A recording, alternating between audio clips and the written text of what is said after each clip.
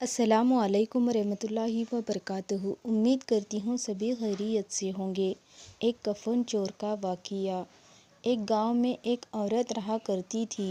وہ پابندی سے 5 وقت کی نماز پڑھتی تھی اور محلے والوں کو دین کی باتیں بتایا کرتی تھی۔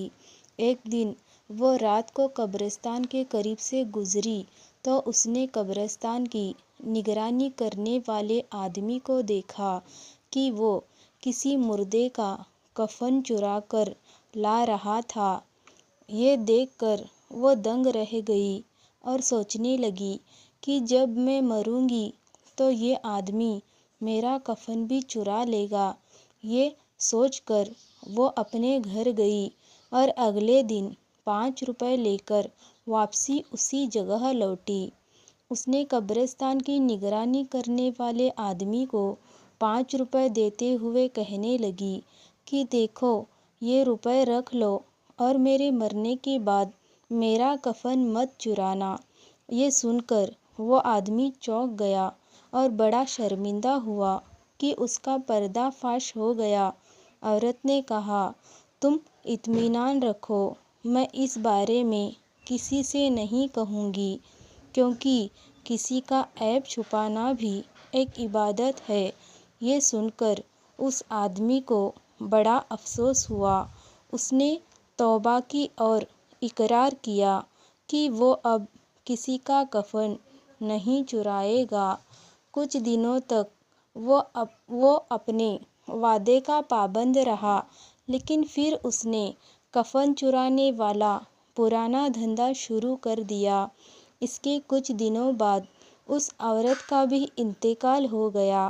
لوگ جب اسے دفن کر کے قبرستان سے چلے گئے، تب رات کو وہی قبرستان کی نگرانی کرنے والا آدمی اس عورت کی قبر کی اور آیا اور آ کر سوچنے لگا کہ اس عورت کا کفن نکالوں یا نہ نکالوں۔ سوچتے سوچتے کافی دیر ہو گئی۔ آخر کار اس آدمی کو اس کی لالچ نے پھر مجبور کر دیا اور وہ اس عورت کا کفن چرانے کے لیے قبر کے اور قریب پہنچا۔ اس نے اسی وقت اس عورت کی قبر کھودی۔ قبر کھودنے کے بعد جیسے ہی اس عورت کی لاش نظر آئی تو وہ ڈر کے مارے کانپ گیا۔ اس نے دیکھا کہ اس عورت کے سینے پر ایک کالا خطرناک سانپ بیٹھا ہوا ہے۔ اس کی گھبراہٹ دیکھ کر ایک آواز آئی، اے انسان، تو نے وعدے کے باوجود پھر ایسی حرکت کی۔ ایک سانپ دیکھ کر تو ڈر گیا۔ کیا تجھے معلوم ہے کہ یہ سانپ میرے سینے پر کیوں بیٹھا ہے؟ سن ایک بار میں نے اپنے دانت صاف کرنے کے لیے بنا پوچھے اپنے پڑوسی کے گھر پر لگے ایک پیڑ سے ایک چھوٹی لکڑی توڑ لی تھی۔ زندگی میں کبھی یہ خیال بھی نہ آیا کہ یہ بھی کوئی گناہ ہے، لیکن آج اس چوری کی مجھے یہ سزا مل رہی ہے۔ ذرا تم سوچو، تم نے اپنی زندگی میں نہ جانے کتنی چوریاں کی ہیں، تمہارا کیا حال ہوگا؟ اتنا سنتے ہی اس نے اس عورت کی قبر بند کر دی اور سچے دل سے اپنے گناہوں سے توبہ کر لی۔ آج ہم بھی کچھ چیزوں کو معمولی گناہ سمجھ کر اسے کر لیتے ہیں اور اس کا احساس بھی نہیں کرتے کہ ہم نے کچھ غلط کیا ہے۔ آج کا مسلمان غیبت کر رہا ہے، بے وجہ نماز چھوڑ رہا ہے، لڑائی جھگڑے کر رہا ہے، دین کی باتیں کم، فلموں گانوں کی باتیں زیادہ کر رہا ہے۔